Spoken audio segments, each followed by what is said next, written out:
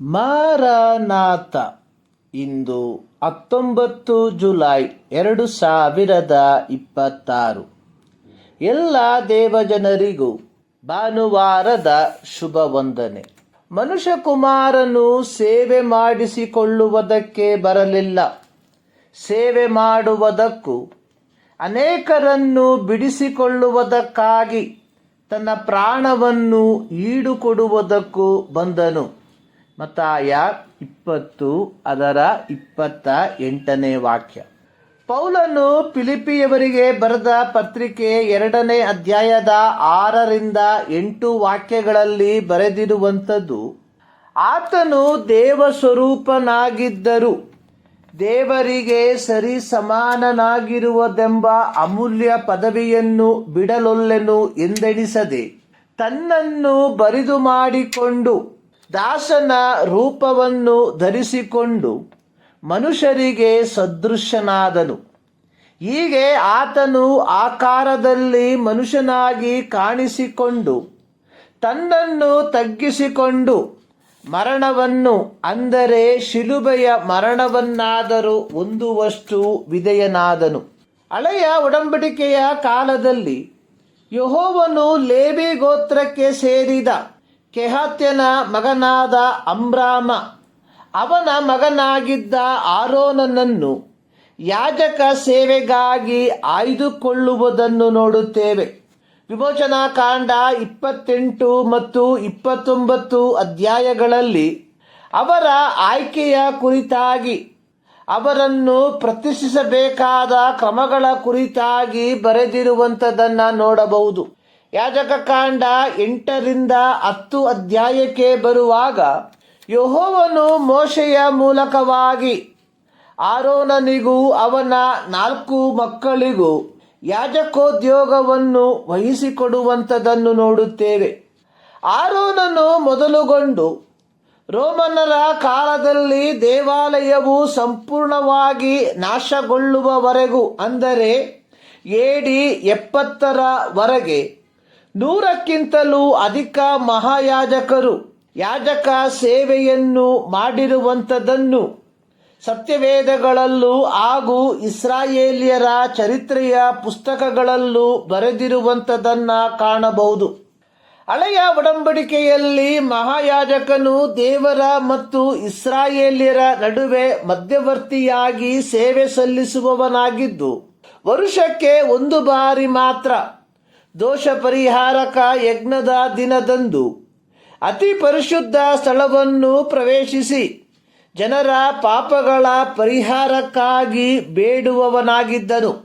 ಹೊಸ ಒಡಂಬಡಿಕೆಗೆ ನಾವು ಗಮನ ಹರಿಸುವಾಗ ಯೇಸು ಕ್ರಿಸ್ತನು ನಮ್ಮ ಶ್ರೇಷ್ಠ ಮಹಾಯಾಜಕನಾಗಿರಲಾಗಿ ನಾವು ಕರುಣೆಯನ್ನು ಹೊಂದಿ ಆತನ ದಯೆಯಿಂದ ಧೈರ್ಯದಿಂದ ಕೃಪಾಸನದ ಮುಂದೆ ಹೋಗುವುದಕ್ಕೆ ಪ್ರಾಪ್ತವಾಗಿದ್ದೆ.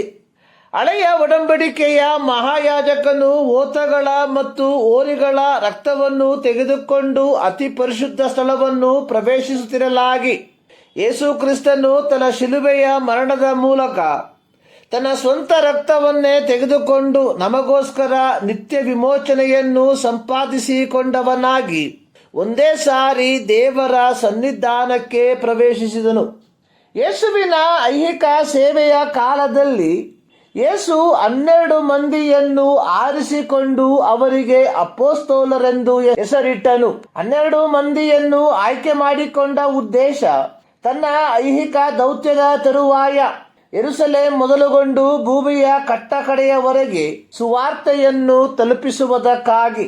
ಹೀಗಿರುವಲ್ಲಿ ಯೇಸು 3ನೇ ಬಾರಿಗೆ ತಾನು ಅನುಭವಿಸಲಿರುವ ಕಷ್ಟ, ಮರಣ, ಪುನರುತ್ಥಾನದ ಕುರಿತಾಗಿ ತನ್ನ ಶಿಷ್ಯರಿಗೆ ತಿಳಿಸಿದ ನಂತರ ಯೇಸುವಿನ ಪ್ರಿಯ ಶಿಷ್ಯನಾಗಿದ್ದ ಯೋಹಾನ ಮತ್ತು ಅವನ ಅಣ್ಣನಾದ ಯಾಕೋಬನ ತಾಯಿ ಯೇಸುವಿನ ಬಳಿಗೆ ತನ್ನಿಬ್ಬರು ಮಕ್ಕಳನ್ನು ಕರಕೊಂಡು ಬಂದು ಆತನಿಗೆ ಅಡ್ಡ ಬಿದ್ದು, ನಿನ್ನ ರಾಜ್ಯದಲ್ಲಿ ನನ್ನ ಈ 2 ಮಕ್ಕಳಲ್ಲಿ ಒಬ್ಬನು ನಿನ್ನ ಬಲಗಡೆಯಲ್ಲೂ ಮತ್ತೊಬ್ಬನು ನಿನ್ನ ಎಡಗಡೆಯಲ್ಲೂ ಕೂತುಕೊಳ್ಳುವಂತೆ ಅಪ್ಪಣೆಯಾಗಬೇಕೆಂದು ಕೇಳಿಕೊಂಡಳು.